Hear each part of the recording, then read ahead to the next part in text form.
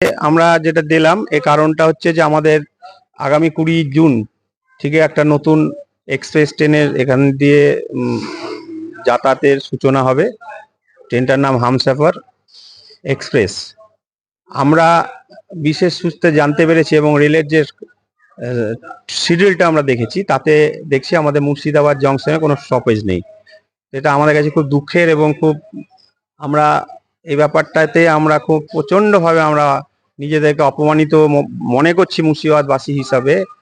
মুর্শিদাবাদ শহরের উপর দিয়ে ট্রেন যাবে অথচ মুর্শিদাবাদ জংশনে ট্রেন দাঁড়াবে না, এটা কখনোই হতে পারে না।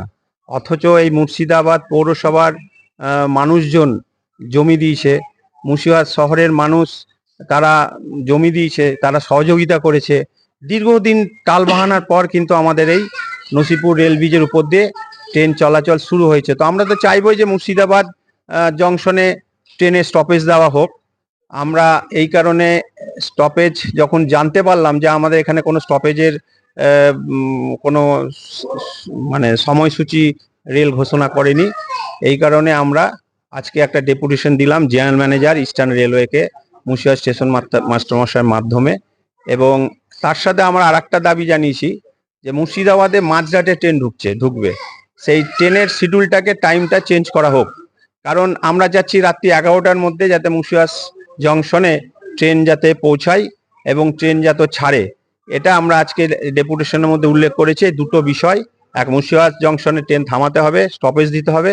দুই হচ্ছে আমাদের মুর্শিদাবাদ স্টেশনের যে শিডিউল আছে ট্রেনের সেটাকে পরিবর্তন করে আমাদের ঠিক রাত 11টার মধ্যে যাতে এখানে ট্রেন পৌঁছায় এবং ছাড়ে, সেটার জন্য আমরা আজকে ডেপুটেশন দিলাম। শুধু কি মনে হয় জমিদাতারা এখান থেকে জমি দিয়েছিল বলে স্টপেজের প্রয়োজন, না অন্যান্য দিক?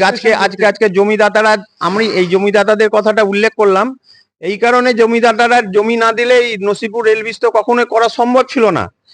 তো আজকে জমিদাতারা ছাড়াও মুর্শিদাবাদ একটা ঐতিহাসিক শহর, প্রাচীন শহর, এখানে বছরে লক্ষ লক্ষ পর্যটক আসে এবং বিদেশি পর্যটকরাও আসছে। তো মুর্শিদাবাদের ইতিহাসকে এবং মুর্শিদাবাদের পর্যটনকে, এই হেরিটেজকে জানার জন্য এখানে যে পর্যটকরা আসে তাদের জন্য এই ট্রেনের এখানে থামানোর দরকার আছে বলে আমরা মনে করি। আজকে ব্যবসায়ীদের এই রাতে যদি ট্রেনটা পাই কলকাতা যাওয়ার, আজকে ব্যবসায়ীদেরও, জেলার ব্যবসায়ীরাও আজকে এই ট্রেনের মাধ্যমে তাদের ব্যবসার ক্ষেত্রে অনেক সুবিধা লাভ করতে পারবে বলে আমরা মনে করি।